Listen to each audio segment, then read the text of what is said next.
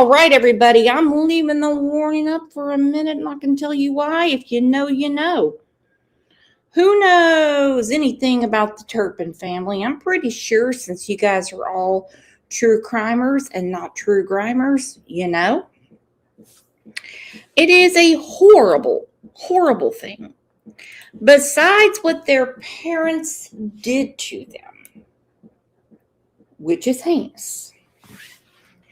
What the state of California did to them is what I call not worse. I call it insult to injury. Because you see, the children who had never been essayed, not like that's a gold star for Mom and Dad Turpin. But if you know what I mean, you know what I mean. However, when they went to foster care, they were supposed to be really, really, really overlooked because they are what you're going to love this one, what the social worker world calls, excuse me, how they label a child that's been horrifically abused, brace yourself, damaged goods. So when they are a real high tier of abuse, we're not talking about mom getting drunk and laying in the floor, which is bad. We're not talking about mom leaving kids at home so she could go see her boyfriend, which is bad. We're not talking about those things, okay?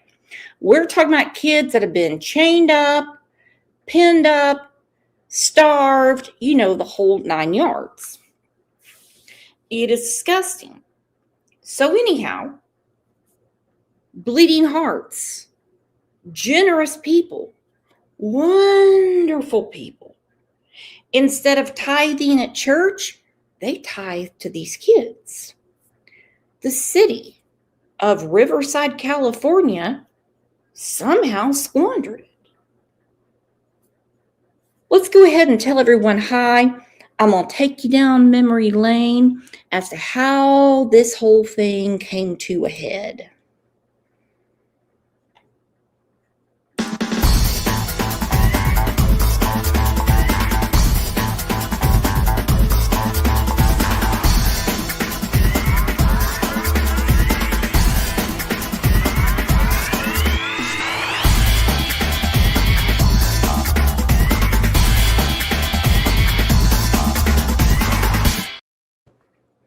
All right, this is really scary. Lisa Marie Hall, look at you, girlfriend. You're from Oklahoma City. What part? You over on the Norman side? You up north? OKC is a fun place. Everyone, Aggie just got out of the hospital. Can everybody put some internet hugs in her in here? Okay, I gotta get something to drink because she had a really tough time.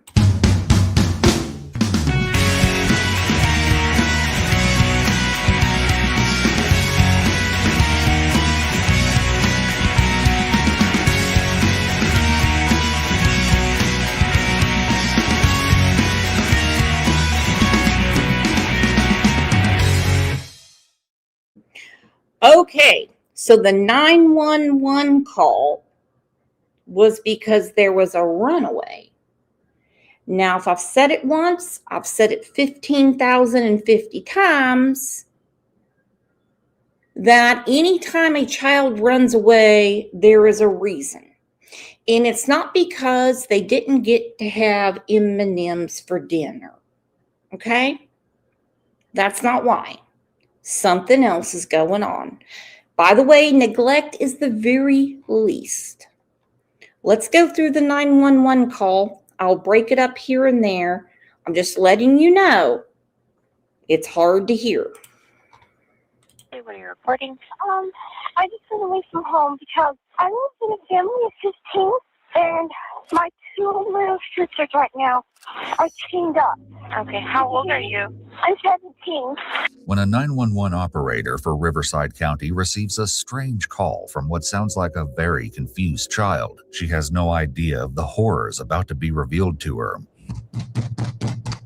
In the very early morning hours of January 14th, 2018, a home security camera in Paris, California captures what looks like a young child fleeing from what seems to be a typical suburban house. The child runs shakily down the driveway before picking up speed once hitting the sidewalk and disappearing from view. This is 17-year-old Jordan Turpin, and though she's been planning for this moment for almost 2 years, she still has no idea what she's about to do will change the course of her family's lives forever. She had a phone that her and her siblings, I'm just going to say, played with. And they could listen to music on it. But the parents really thought they couldn't ever reach out with it. She starts doing her own research, understanding her own neighborhood. Think about this, 17 years old. It took her 2 years to figure this out. And she knew if she got somewhere, even though the phone had no service, she knew she could call 911. And yes, shout out to EWU. I don't want to hear no more shit out of these other people going, I paid all that stuff to FOIA. I paid all that. Let me tell you what, they got FOIA charges stacked up the rectum. Interestingly, another person, this one looking to be older, also emerges from the house and moves quickly down the street off camera, though in the complete opposite direction, only to return a few minutes later and re-enter the house. At the same time, Jordan makes it to a corner down the block where she stops beneath a stop sign and, with hands shaking violently, dials 911. I just ran away from home. Okay, do you know where you are? I'm actually in California, Paris. Do you know what street you're on? No. Do you see any signs or anything, like any street signs? No, I don't. The operator speaks with her for a minute before realizing this is a matter for the sheriff's department and asks Jordan to hold on 1 second while she transfers her. Jordan agrees and stands, panting in the darkness, full of adrenaline and fear that at any moment her parents will appear out of the shadows. It's BHP with the transfer. She's not sure where she's at. She says that she's in Paris and she ran away from home. Okay. Hello? Hello? Oh, yes, I'm still here. What's your name? Didnt. Turpin. The operator asks her to spell her last name, and Jordan tries, although she misspells it both times the operator asks. They thought she was mentally retarded.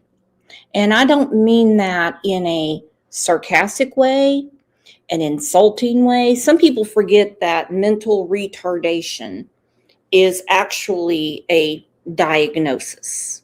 Okay. Elsa, I'm not talking about you. I just said it and you jumped up and said, I'm here. Hello, Elsa. The whole thing is she had been so sheltered her entire life. She had very limited vocabulary. That scares me.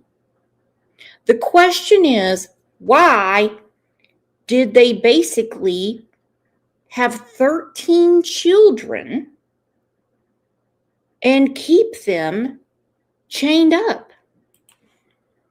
TURPEN. Do you need my address? Yeah, what's your address? Okay, you got to give me a minute. It's going to take a while. Here, Jordan pauses, taking a couple of deep breaths before doing her best to provide an answer. I live in, okay, this is my address. 9257 Case. Did you get that? Case? Is it CASE? Okay, sorry. I'm going to start over. My address is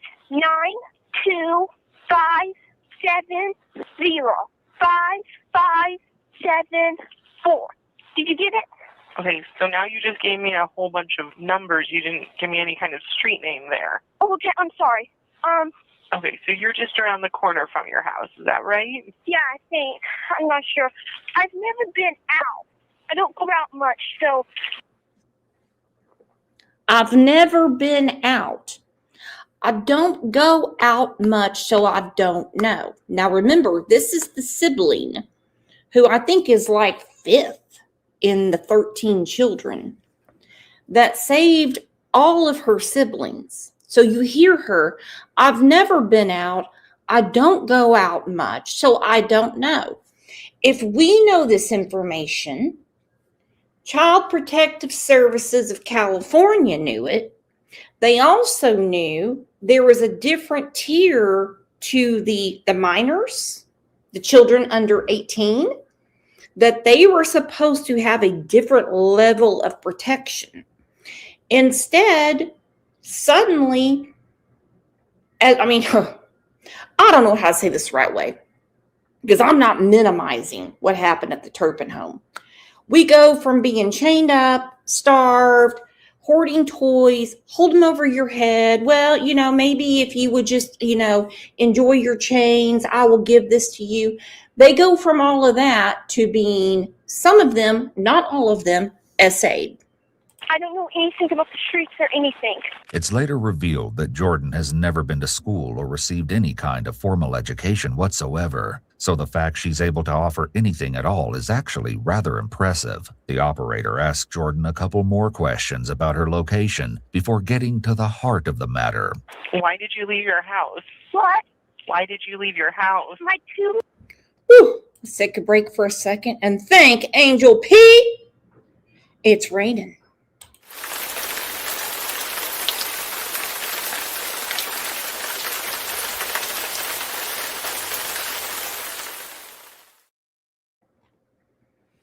Look at that shit.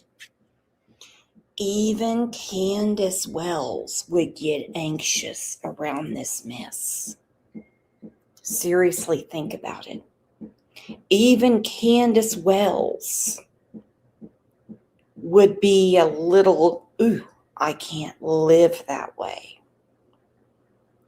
I know a girl, she has red hair, light freckles, sharp tongue, black cat. You leave anything on my counter, I'm going to get a migraine and a half, and anyone who's in my way is going to get their ass chewed. This, just looking at this photo, makes my skin crawl. And don't even get me going on Angel P. She'd probably light the shit on fire. Little sisters right now are chained up Where are they chained up at? on their bed. Then there are 15 kids? There's 13 kids, and then a mother and father. Are you at a corner right now? I might be. Is there a street sign? Is there a pole with two names at the top? I just see a stop sign. Okay, can you go over and stand right at that stop sign? Yes. Shortly thereafter, Deputy Anthony Kalachi, at the end of a long graveyard shift, pulls up to the curb, getting out to greet the small, disheveled figure standing alone in the darkness. Hi, Jordan. Hi, what's going on? Okay. I just ran away from home, Okay, and I live in a family of 15. okay. Thank you so much. By the way, if anybody wants to become a member of EWU, there's many different tiers. If you want to do like an after, like super thanks for them, I know they would appreciate it, because this FOIA, this body cam, because let's face it, it's an actual body cam, costs a lot of money. A lot of money. Linda, do we know if the children were home birth? Here's a funny story. Some were born at the hospital and some born at home. But somehow they all got a social security number. And old Dr. Turpin, who's the daddy, he was playing midwife and everything. I guess if he saw enough, having 13 kids, you just kind of become an amateur gynecologist, don't you? There's a mother and father, and then there's 13 kids. And How old are the kids? okay, some of them are like, okay, my older sister's 29, the youngest is 2. And they all live in the house? Yes. Even your 29-year-old sister? Yes. Oh, yeah, they're kind of scared to ask to move out because of their mother. Some of them have asked for a job before, and she acts like that's crazy and it would never happen. But my 2 little sisters right now chained up. How old are they? 11 and 14. They're chained up because they stole mother's food. Uh-huh. But okay, And do you want to know why they stole mother's food? Why? Okay. All we ever eat for like probably like 2 straight years or 3 or more, but we always eat the same things. But sometimes we do eat. I'm sorry if I talk too much. Okay. I've never talked to anybody out there, so I don't.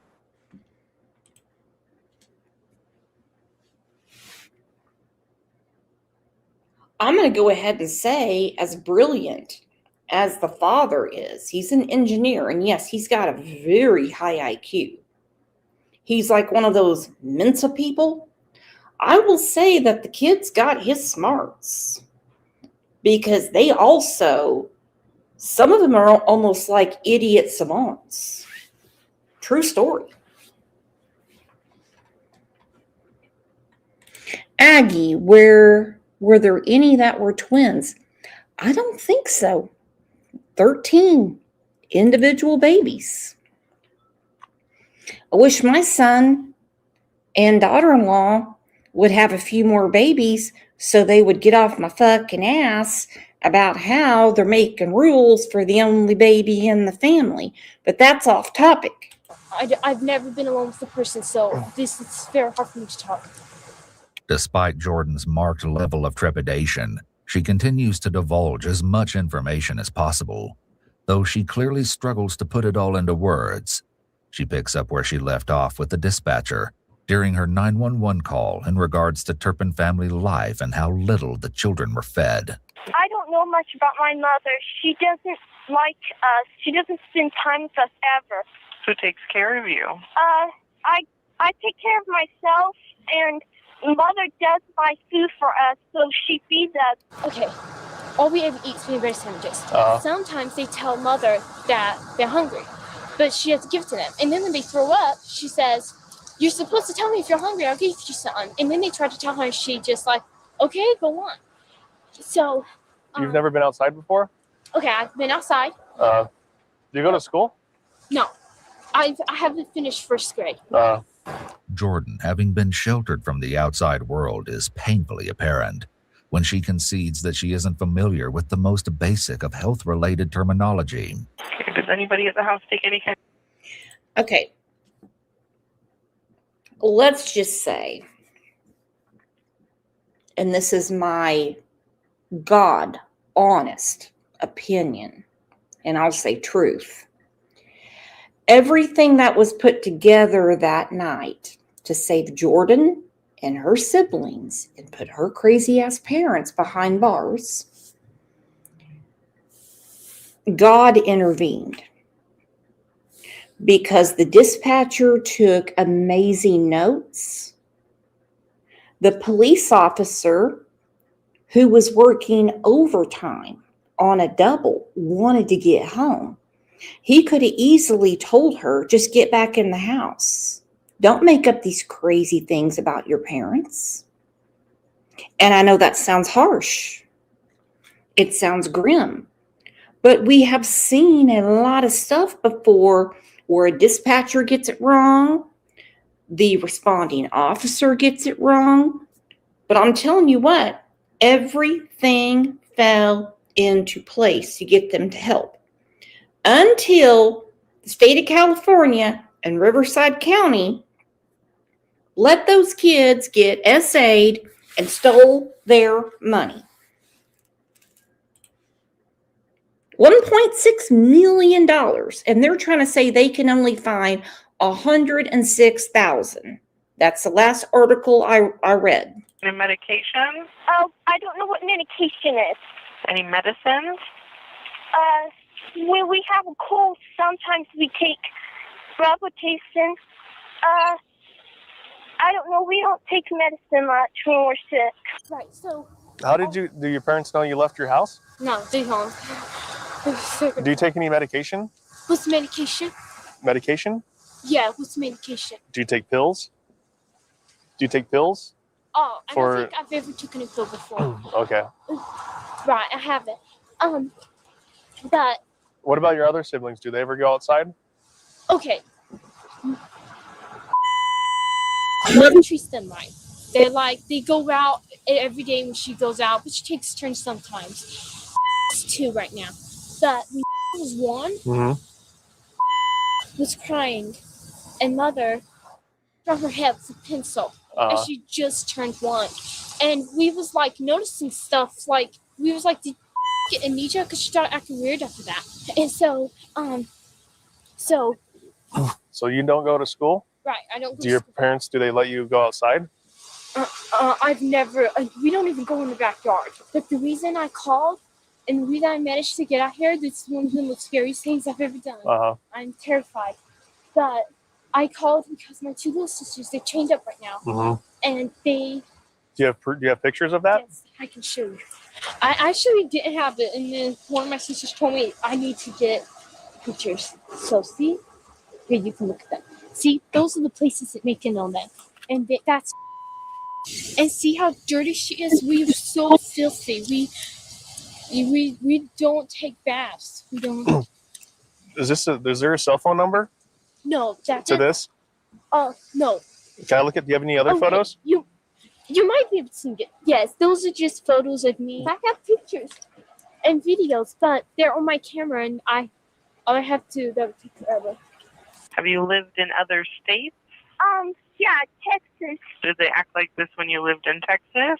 They acted different. They actually banned all of their kids in a house, and they left us there for like 4 years, and then later they came back and picked us up. But they're living with us right now. As the Texan neighbors of the family would later report, the family, who'd moved to Texas in the late 90s, kept entirely to themselves until a decade later, when they apparently fled in the middle of the night without a word of explanation. When neighbors went over to the mobile home to check on the dogs that had been abandoned there, they were shocked and horrified by what they saw. The dogs had apparently been found surviving off the used diapers left amid the other trash and feces left in the home, and the doors and refrigerator all bore padlocks and frayed ropes tied to the multiple bare bunk beds. It would later come out that this was where the Turpins had abandoned all but 2 of their children for at least 3 years, while they themselves lived in an apartment nearby, only coming by once a week to drop off a small amount of food. Sometimes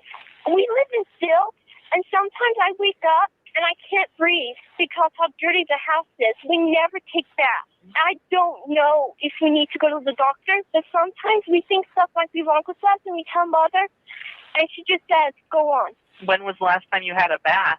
I don't know, almost a year ago. What if I went to your parents' house right now? What would they tell me? I'd be terrified. If you went to my parents' house, they couldn't see me. How did your sisters get like this? Okay. Your parents chained them up? Yes, because they stole food. Okay. But they stole it because they were hungry. You make sure to save these, okay? Okay, I will. Don't get rid of those. I will. I won't. Okay. Can you do me a favor? Take a seat in the back of my car? Yes. We're going to go around the corner, okay? Okay. Oh, this breaks my heart.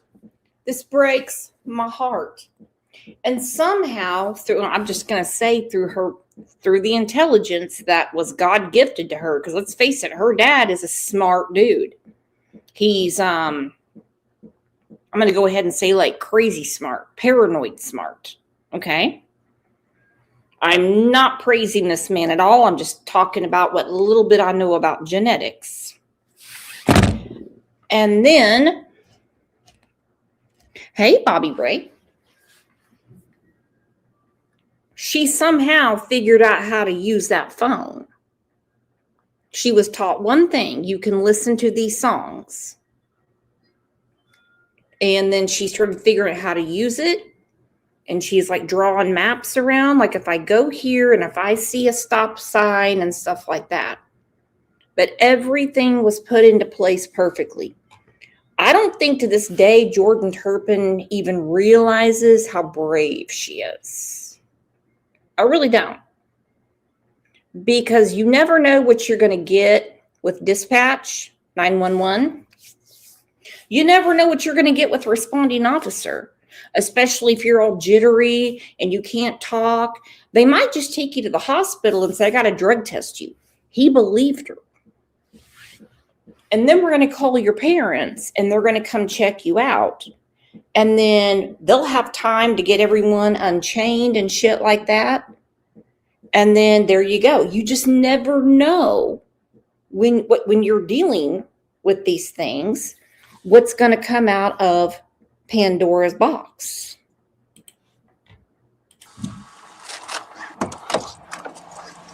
Can take a seat back here, okay? By this point, the deputy's heard enough. He radios for backup and escorts Jordan to the police car to be driven to the family home. He reassures her she doesn't have to see her parents. On the way over to the house, Deputy Kalachi asks Jordan a few more questions. Do you have any injuries? What's injuries? Are you hurt? Oh, no, not right now. Okay.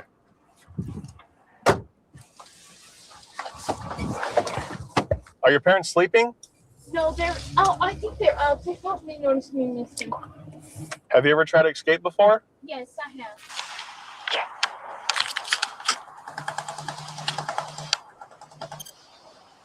How much would it cost to take me to Nevada? Nevada? No, not Las Vegas, just Nevada. Just the border, just at the very beginning of Nevada. Yeah. How much would it cost? Huh? No. No, I'm 18. Okay, a couple hundred? I'm not going. I'll take a bus. Yeah, thanks. Bye. And what happens when you try to? My parents never tried to. My parents never caught me. But my older sister has run away, and she caught her. And she was, I think, just turned 20. Yeah. And her sister caught her and not. Okay, so right there, she doesn't want to go to Las Vegas, but she's really afraid that if this officer decides to believe her parents' story over hers, she better be ready to bolt and get her ass to Nevada. Because she's already got the fear, she's already got the fear in her mind. If this doesn't go the way I want, they're going to kill me. I'm going to be chained up. They will not feed me. So she's already pre-planning. She knows nothing about Nevada. She has just figured out it's the next state next to California. Just get me out of here because I'm not going back in that house. That really got me. Back home, and she got in so much trouble. Has anybody ever been to your house before to check on your welfare? Like have any of your other siblings called the cops? No. Yeah. Some of them have wanted to, but they're too terrified. Did you call the police? I know. I didn't have time to get a phone yet. This is the first chance I got the phone back. Like, I got this phone probably, like, less than a month ago. But the next chance I got to call and run away was... How did you get a phone? Okay, it's my brother's phone. He was going to throw it away, and it wasn't used. And so I needed a way to call 911, and I asked my sister, would that be okay? And because we don't know much. And so, and my Why don't you know much? Older sister. Why don't you know much? We don't go around. Our parents never tell us things. When we hear stuff, we're shocked. It took forever for us to figure out what our parents does because the law. We took forever. And even the 29-year-old doesn't know this? Okay, the 29-year-old does. She knew it for a long time, but I think she's scared. The sister, 29-year-old Jennifer Turpin, had in fact tried to escape once when the Turpin family lived in Texas, but without any form of education or identification, she was eventually forced to return home, where she was promptly punished. Exactly what I'm talking about. Exactly what I'm talking about. If you can't put a sentence together and they think that you're some kid under stress and they don't want to take you to the hospital because they don't see that you got weird ass pupils or anything, they'll say, nah, you need to go back home. That's why I'm saying it's quite an anomaly that she's out there, and I'm saying right now, we know the reason, making no sense, talking a mile a minute. Hold on. Now, what do I do the pleasure, Jamie Lunas? Woo! I've missed you, girlfriend. Man, I know you got some zingers in your head. Come on, Throw me something real good and sarcastic. Boy, I've missed you. So again, I mean, if a child is like, they might say, hey, they threatened to use an axe to me.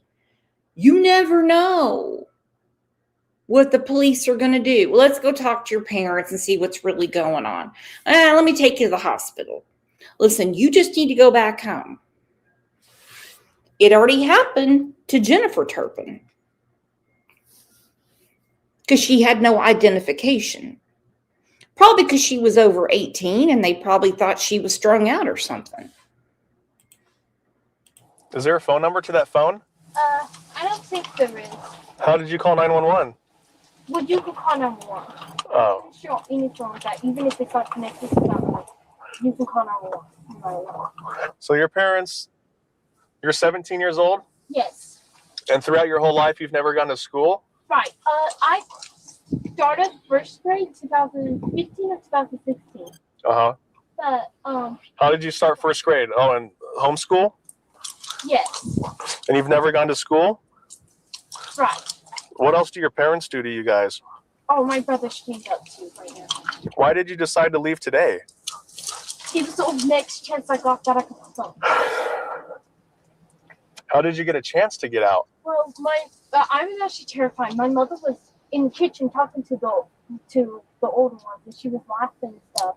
And I was terrified that she just got real mad. She just was doing stuff to my little sister, and I was just like, and she started saying that she was gonna just do stuff to us, and so I was just so scared, and I just left. I just went out the window.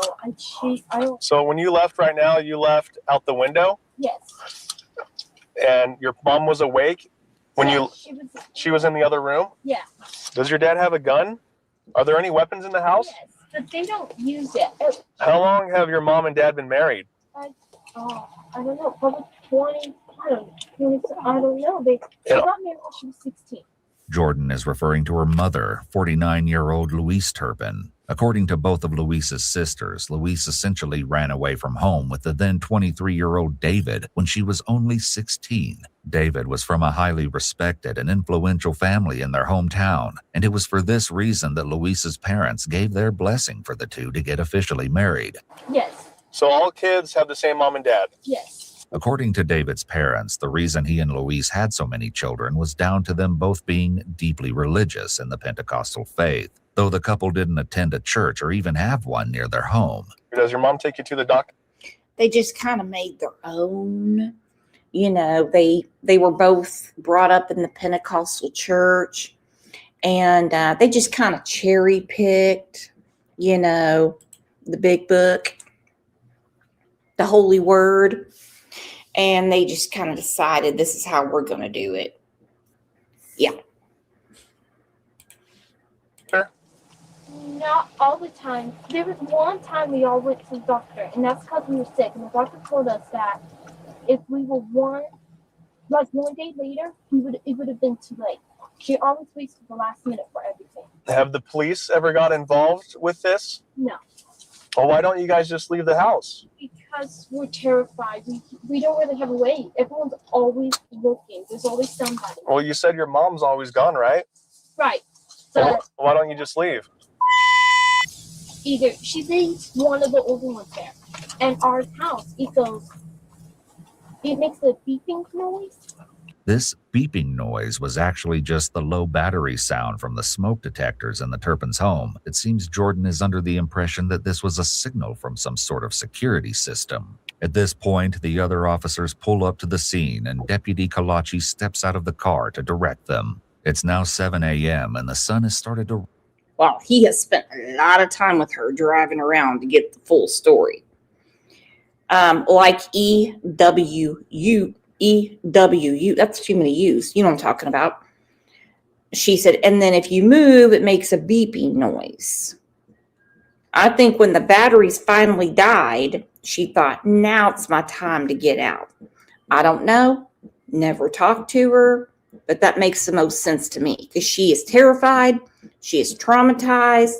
and she wants to make sure nothing more happens to her siblings. Rise on this cool January morning when they approach the front door and knock loudly for a couple minutes.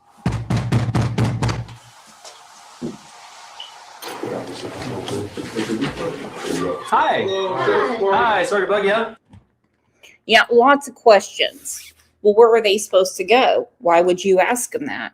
Part of the court record is when you're dealing with someone that could be fooling you and they're really, truly a juvenile delinquent and they're truly running away from something that they have done and they're making up crazy stories about their parents. You go, why didn't you just leave? Why didn't you just leave? So someone who truly is guilty of something else would be like, oh no, bro, I've been thinking about it, but fuck the moms and pops. He got his answer. Didn't even need a warrant. Said, here we go. How you guys doing? Good. We got a call for a check the welfare here at your house. So For what? check the welfare. So just basically check on everybody, make sure everybody's okay. Yeah, why? You guys have kids in the house? Yes. Okay, do you mind if we come in and just take a look, make sure everybody's safe and everything's okay?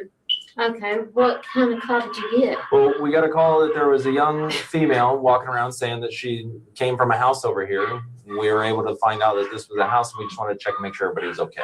Think that she came from here? That's what she said. From inside this house? I think so.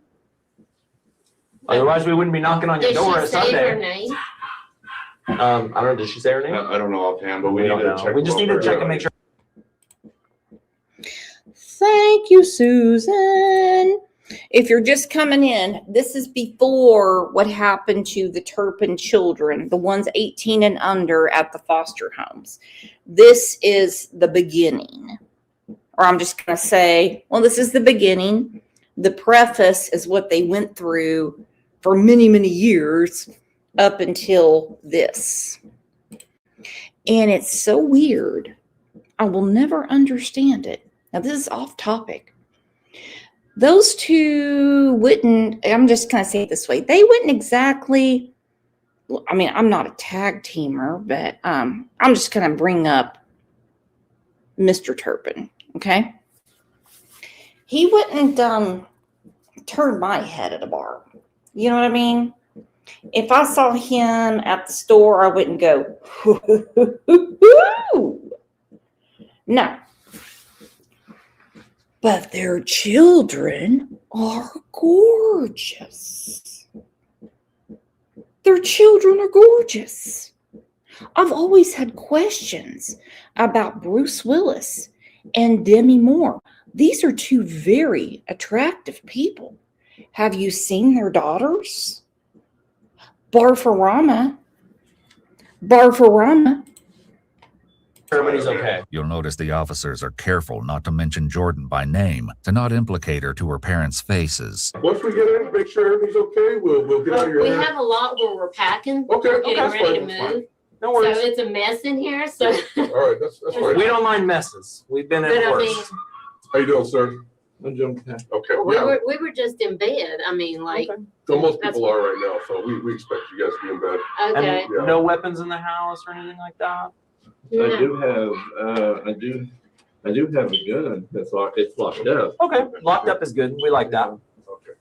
Okay, well, we're gonna come in and check, okay? We just wanna make sure everybody's okay. Oh, do you have a search warrant or anything? Or No. we don't need one, sir? As the officers prepare to carry out a warrantless search of the premises, they have determined there are exigent circumstances surrounding the current situation. Courts will typically look at the time when officers make the warrantless search or seizure to evaluate whether, at that point in time, a reasonable officer at the scene would have believed it was urgent. Okay, I just got to interrupt for a second. Lolo said, love his knighthood haircut. Or is it? OMG. I'm going to leave that up for a second. That is awesome. Okay. Yeah. May, there's a couple of channels brave enough to go into this rat hole of a subject. You know you're in good hands here. Okay. We do nothing but deep dives. And like I explained on the show yesterday, if you listened, when Don Wells kept saying, and they didn't got to get a warrant or nothing. When a child is in danger, warrants are not needed. Okay? They can clearly just knock on the door for a will check. No one answers. Fire department shows up. They axe that bitch and they come in and they check. If they're wrong, guess what? Call Allstate. Sorry, you didn't answer the door.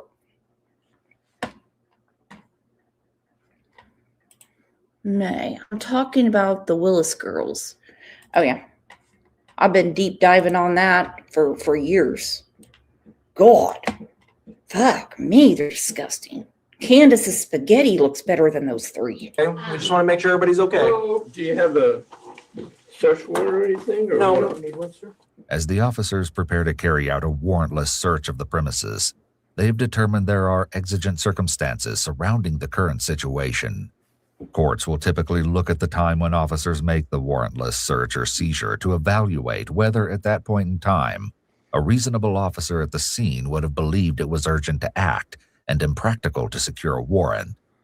Courts may also consider whether the facts suggested that the suspect was armed and planning to escape, whether a reasonable police officer would believe their safety or others' safety was threatened, and whether there was a serious crime involved. Police in hot pursuit of a fleeing criminal may also make use of the exigent circumstances exception.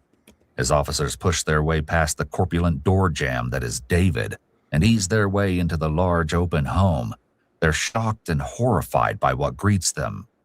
Every inch of the 2,388 square foot house's floor is covered in mounds of rotting food and moldering trash, while the powerful stench of human waste hangs in the humid air. Strangely, there also seems to be several dozen unopened boxes and packages of children's toys and brand new children's clothing complete with tags.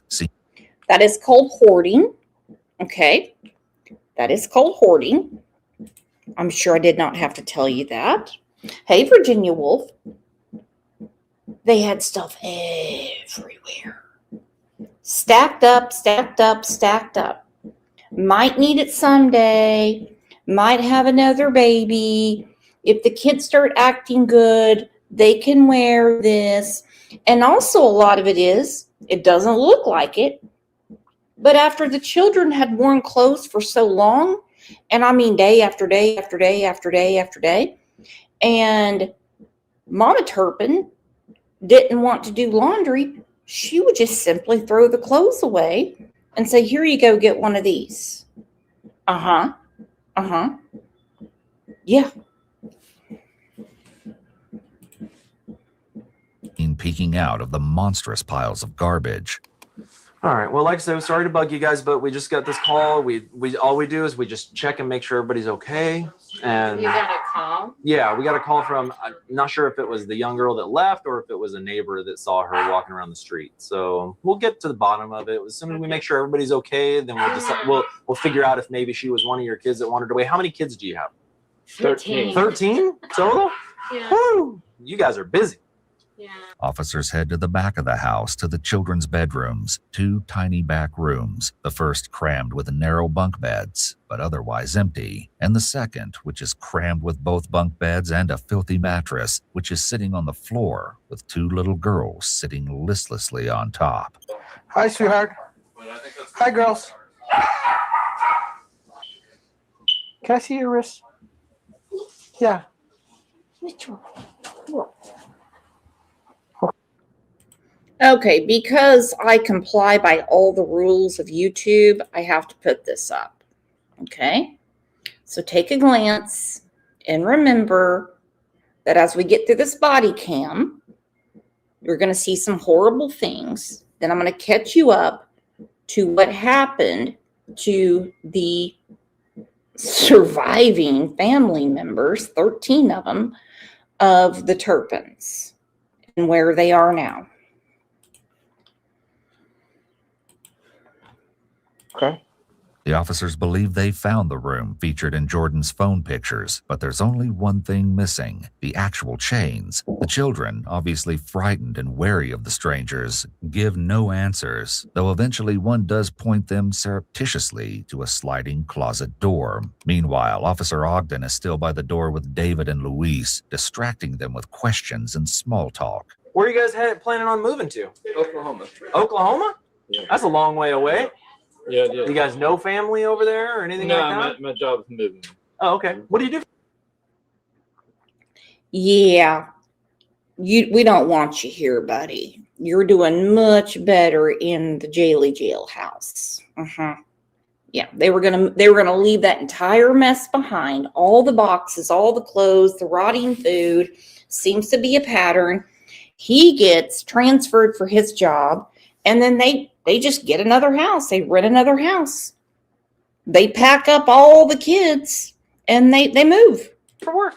I'm an engineer. Finally, as his eyes have adjusted to the gloom, Officer Ogden notices something to his left and suddenly realizes David Turpin may have had a reason to be awkwardly standing in that particular spot in the entryway.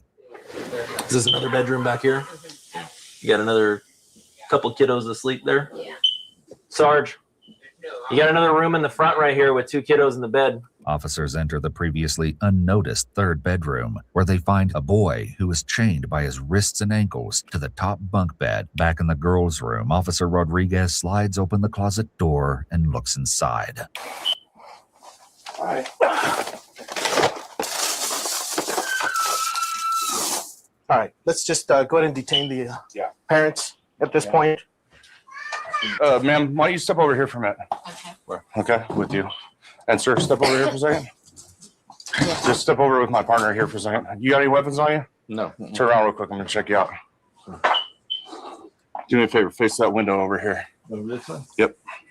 All right, sir. Go ahead. I'm gonna have you turn over here. We're gonna walk outside. All right. Listen to how the officers are breathing. I mean, you can tell their adrenaline is way up. Just look through the window. No man breathes like that or pants like that or puffs like that unless they're on top of Susan. And yes, Dad Turpin had a job, a very successful job. He's a postdoctorate engineer. My house shoes? Where's your shoes at? There. Luis, you know if they're in the... We'll have to find them for right now. Let's just walk out and we'll get you something, all right? In the bedroom or the... All right, well, we got the other stuff we're dealing with, and we'll try to find you them, okay?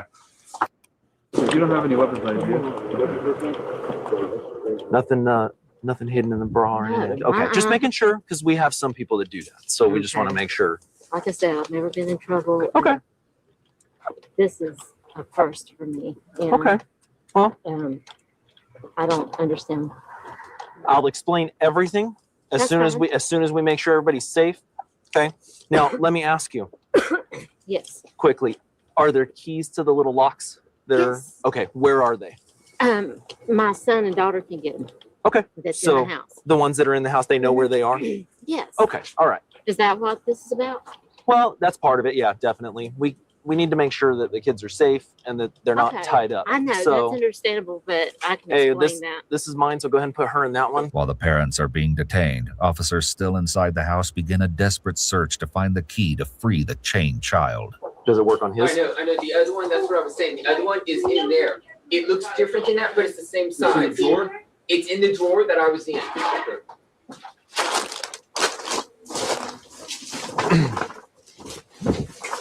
And finally, the young boy. Do the chains and locks have anything to do with it? Oh, yeah, that's part of it. That's like right up there with Stacy Wandra telling Brandy, but we never did any sexual stuff. That's right up there with Candace Wells asking if she was going to get SA charges. boy is freed. All 13 of the Turpin children were immediately taken to the hospital to receive treatment for their severe malnutrition and other injuries. Their ages were officially determined, and though all had the overall appearance of children under 18, more than half of them, in fact, were actually adults between the ages of 18 and 29. The 28-year-old weighed only 82 pounds at the time of rescue, and all of the children suffered cognitive impairment and nerve damage from the consistent lack of food. Investigators would learn that food was something the children were psychologically tormented with, as the parents would buy large food items, such as whole pies, then leave them out for the children to look at, but not eat. As it turns out, the unopened toys investigators saw around the house on the day of the rescue were bought for the very same reason. Investigators would also discover that none of the children were educated. I'll probably have an ass cheek that weighs 82 pounds. Yes. At 29 years old.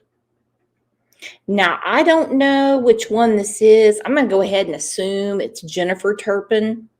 And it took a long time to put weight on those kids. For one, I would figure if you're hungry, you're hungry. You're going to eat whatever's in front of you. But they had some kind of reflux going on because their stomach wasn't used to food, is what they said in a lot of things. And what really got them going was macaroni and cheese. They could keep that down. It's beyond evil. They got Krispy Kremes, they got their pizzas, they got their McDonald's bags, and they're like, but not unless you behave. So we're going to sit here and eat. You're going to smell it, and we'll bring you a Jell-O cup in a minute. And indeed, none would claim to have knowledge beyond that of an average third grader. David Turpin had filed documents with the county claiming he was running a school out of his home for children, but this was later proved to be completely false. The most they did was inform the children as to what grade they were supposed to be in, on the off chance a stranger asked them during one of their few ventures outside. With the oldest daughter, Jennifer, explaining, they loved to point out things in Deuteronomy, saying that, "We have the right to do this to you. I was afraid to do one little thing wrong." When interrogated by authorities, both parents were completely unwilling or unable to come up with a single viable reason for why they treated their children this way. And Louise even seemed confused by the questioning. She later wrote this letter to her children from her jail cell. It reads, "Father and I love you so much. We're so sorry for everything we've done wrong, and now realize that we had done some things wrong. Things will be so different in the future. The way you eat and outside time and baths will be done more regularly. I'm sorry this had to happen, but our future as a family will be so much better and stronger. We hope to see you guys soon." She means that shit too. She really thinks when they get out, he's going to go right back to work, and all 15 of them are going to live in a house together, and everyone's going to get a bath, and there's going to be no trash. Okay? I think each of them got like 25 years. I can't remember how much time they've served. They don't have that much longer to go, because they do sentencing and time served in California different. Anyhow, I just don't think they have a shot of reconnecting with their kids. Love and kisses, Mom and Dad. I promise there will be no chains in the house again. That would never happen again. I'm so sorry. I love you so much and hope to see you soon. I promise there will be no change. Okay, cool. So we'll just go to court and be like, hey, look, she said we can bathe and she's not going to chain us up anymore. She wrote this shit from jail and sent it to her children. David had something different to say in a statement to the court. Your Honor, I thank God for all of my children. Each one of them is a blessing from God. My homeschooling and discipline had good intentions. I never intended for any harm to come to my children. I'm sorry if I've done anything to cause them harm. I'm glad that we were able to resolve this case without my children being forced to testify. I love my children, and I believe my children love me. I hope and pray that my children can stay close to each other and look out for each other, since their mother and father cannot be there for them and with them. I hope the very best for my children and their future. When it came time for the children to give statements to the courts, one defended her parents. And that's the truth. And these kids have been given a lot of hell for what they said. Okay? They have been. And the reason there wasn't a trial is because they flat out told them, if all 13 of your children testify, then this deal is off the table and you're going to get a lot more time. But they got to give victim impact statements, and some of the kids are still so confused at this time that they were basically begging for the mercy of the court to let their parents out. Mirvi said it should have been 25 per child, is what I'm saying too. But I don't make the rules. I just bitch about them. Joy Turpin, 21 at the time, had this to say: I want the court to know that our parents loved each other and loved each of their children. They felt that God blessed them with all their children, so they kept away from the world and trusted God would guide them through life. Through the years, things became more and more overwhelming, but they kept trusting in God. I remember our mother sitting in her recliner and crying, saying she don't know what to do. She didn't want to use rope or chains, but she was afraid her children were taking in too much sugar and caffeine. Our parents didn't know we were malnourished. Our parents decided to start homeschooling all their children. I believe our parents were afraid to put us in public school for many reasons. I feel like 25 years is too long of a sentence. I believe with all my heart that our parents tried their best to raise all 13 of us, and they wanted to give us a good life. The oldest child, Jennifer, gave a statement that seems much more in line with the other children who gave interviews to the press. I'm in college now and living independently. I love hanging out with my friends, and life is great. I believe everything happens for a reason. Life may have been bad, but it made me strong. I fought to become the person I am. I saw my dad change my mom. They almost changed me, but I realized what was happening. I immediately did what I could to not become like that. I'm a fighter, I'm strong, and I'm shooting through life like a rocket. In April 2019, David and Louise Turpin were both sentenced to 25 years to life in prison, where they remain to this day. As for the Turpin children, once their parents were arrested, they were split into two groups, with the adults being placed in supportive care and the underage children being placed into foster homes. This should have been where their story ended, as the children were now free and should have been safely on the road to recovery. But unfortunately, in 2022, the 6 younger Turpin children filed a lawsuit against both Riverside County and ChildNet, a private foster care agency, alleging that they were knowingly placed in inhumane foster homes. At the time of this video, a resolution to this lawsuit has not been made. The adult Turpin children didn't entirely escape hardship at the hands of the county either. Tons of support flowed in from all over the country after their 2018 rescue, with money from the donations alone totaling $600,000. However, the money was placed in a trust and the children were allegedly unable to obtain funds from the court-appointed guardian of the trust upon request. It wasn't until ABC's 2020 investigated and aired a special on the case that, according to Jordan, people started listening and doing their jobs, and the money was distributed to the Turpin children. Too little, too late. Now, what I really hope is that the children that were in foster care, you know, the ones 18 and younger, that they don't just settle the lawsuits, which they have with Riverside County and ChildNet. They need to sue CPS. It's going to take a long time. And sue the state of California. Okay? True story. They were supposed to be overseen.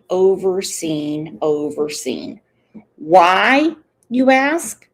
Because in the social worker world, they are called damaged goods, not because of SA, but because of everything like chains, not having a proper vocabulary, being starved, stuff like that.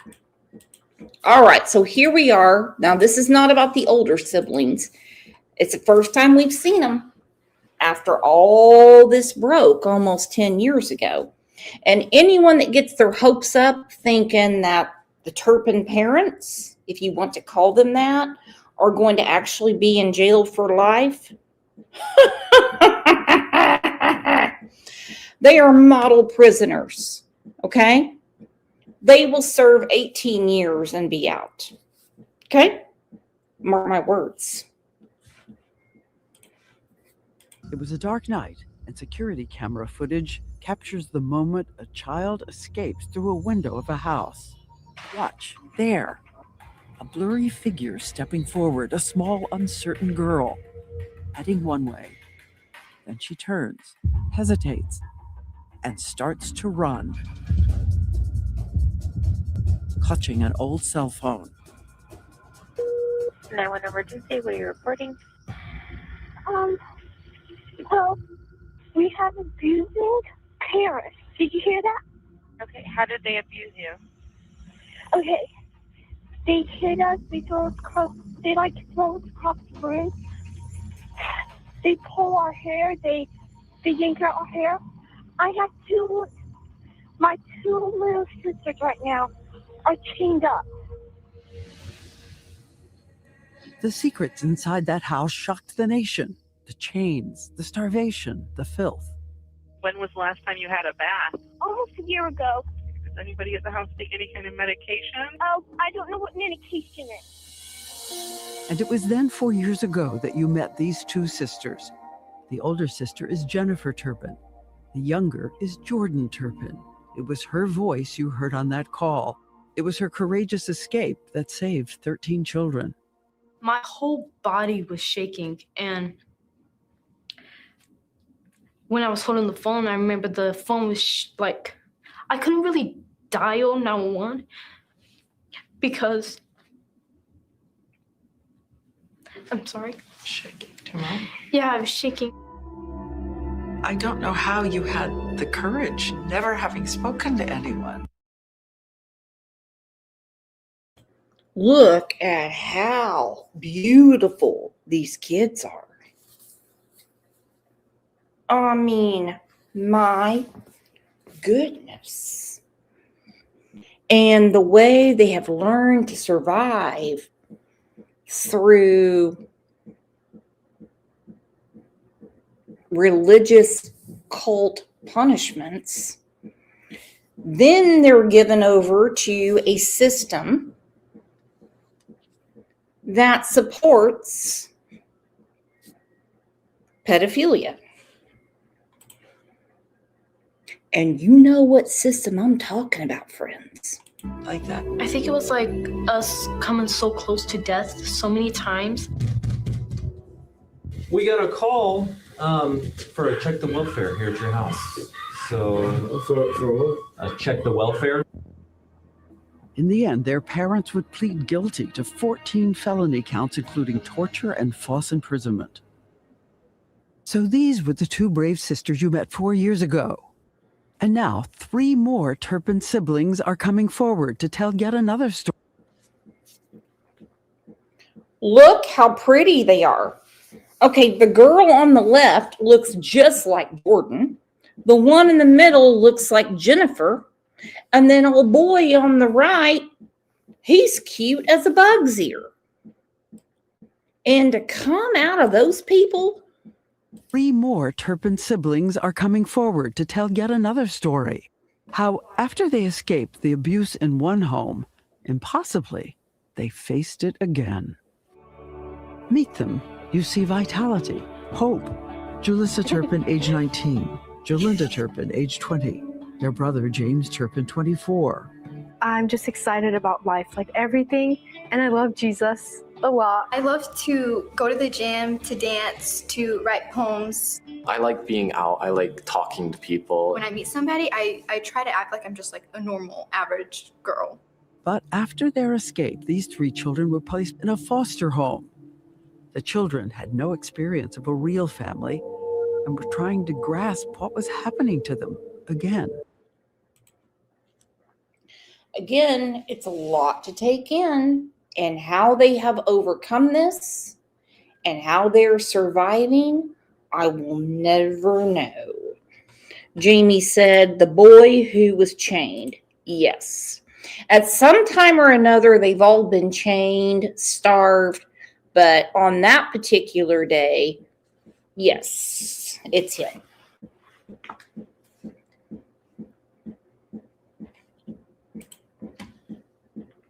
People say if you're born in a house that's on fire, you think the whole world's on fire. And that's the way it was for me. They literally told us, nobody wants you. You're never gonna find a better place than this. Every night they would like drink and then they would like just get really like mean and like aggressive towards us. They just made me hate myself. Allegations from a civil suit give the details, how some of them were hit with belts, their hair pulled. They say the foster parents told them they would never be loved, they were worthless. At that time, I kind of felt like my life was like doomed. So they go from the Turpin home, and then you go to the foster parents, and they're like, you're damaged goods. Dude, nobody would even buy you guys at a buy here, pay here car lot for $50. They were abused worse with the foster parents. I have always wondered why no one in California, and it would be their job, J-O-B, the social worker, to contact any of the other family. Mom Turpin's family, Dad Turpin's family, and according to the court record, they found the perfect placement for him.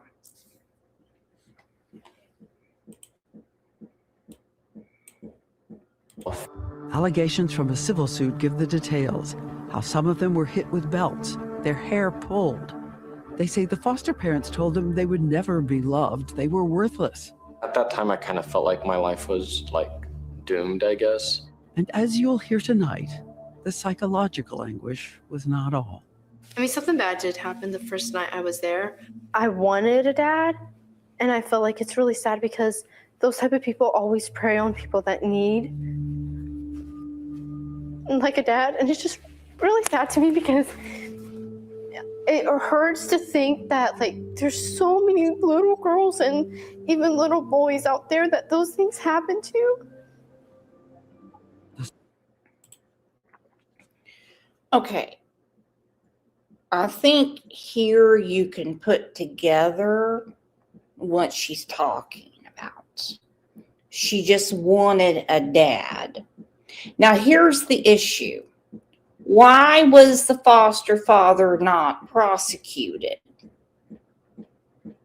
Why? I don't know the age of consent in California. However,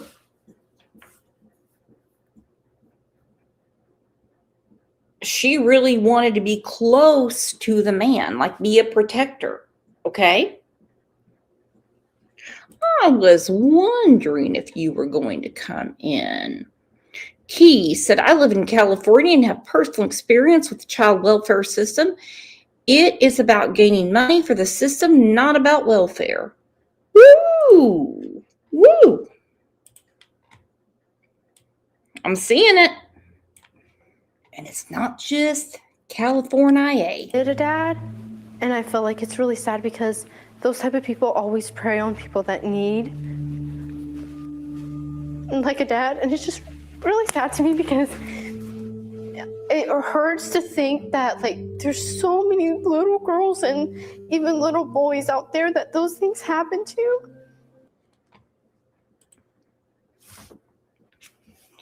Well, I think you can figure out what he did to her. Okay? All right? Hence why the kids were conditioned every day. You guys are worthless. nobody wants you, anything like that. And by the way, from what I'm gathering, nothing ever happened to that man.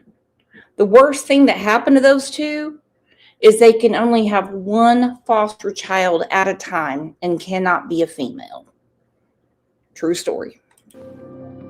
The civil lawsuit ended when agencies offered the Turpin children a settlement. The agencies did not admit wrongdoing as part of the settlement. To me, it feels like, why do people get to have a family and we don't? And like, we have each other, and that's the world, you know? But we still want a mom. Something good needs to come from this. It has to, and I can't accept it not.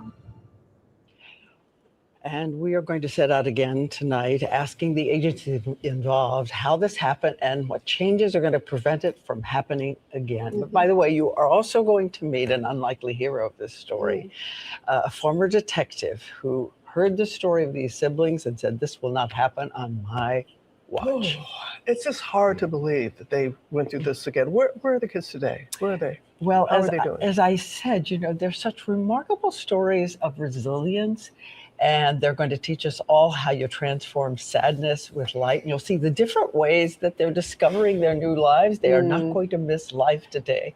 And they love small things. They love the sky still and the sun and the grass, and remind you to do that. And I think they would want me to say there are good foster families out there. And there are so many hundreds of thousands of kids who need them. So if you can, it's wonderful to help. It's so wonderful that they want that message to get out as well after all that they have gone through. Diane, always good to have you here with us. And we want everybody to know you can see the Turpins, a new house of horror, a Diane Sawyer special event tonight, 10 Eastern, right here on ABC. A new house of horror. Keys said that checks out. Ooh, Keys knows. I'm going to put down the link if you want to come up and educate us. I'll wait to see if you can grab the link. You don't have to say anything personal. I don't live in your state. You live in your state, and you can explain it. Because I figured they would just pull the rug out from under these foster parents, but instead they reduced their income and said they reduced their income by saying they can only have one child at a time. One child at a time. And the settlement, they say, is undisclosed. I hope that means it's because it's for a big, big, big, big amount. Could care less. I hope it's for an exorbitant amount. I hope it's huge. Victims should be compensated. I'm not saying that money makes justice, but if justice doesn't work, there's got to be something. Okay? Oh, no. Keys is at the hospital. I'm sorry, baby. All right, you guys, I'm going to let you go for the afternoon, and I will see you back here tomorrow. Because tomorrow we're actually going to be talking about Sebastian Rogers. Tomorrow is the 2-year anniversary of his disappearance. So y'all enjoy your lunch, get your dinner ready, and I'll see you tomorrow.